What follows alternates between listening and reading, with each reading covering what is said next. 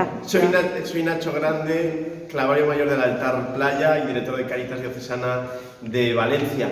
Sin lugar a dudas estamos viviendo una época muy compleja donde hay más incertidumbres que certezas, pero por suerte los cristianos tenemos grandes certezas como que Dios es amor, como Jesucristo ha resucitado y lo estamos celebrando ahora en Pascua, y como que a lo largo de la historia contamos con grandes referentes, ejemplos de vida, ejemplos de santidad, como San Vicente Ferrer, que nos han enseñado y nos siguen enseñando muchísimas cosas.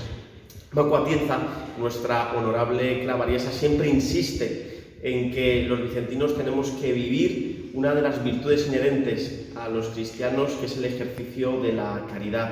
Ojalá que durante este tiempo de tanta complejidad, un tiempo donde tantas y tantas familias lo están pasando tan mal, seamos capaces de ejercitar con nuestra vida, con nuestra manera de ser, nuestra manera de entender las cosas que nos pasan, el ejercicio de la caridad.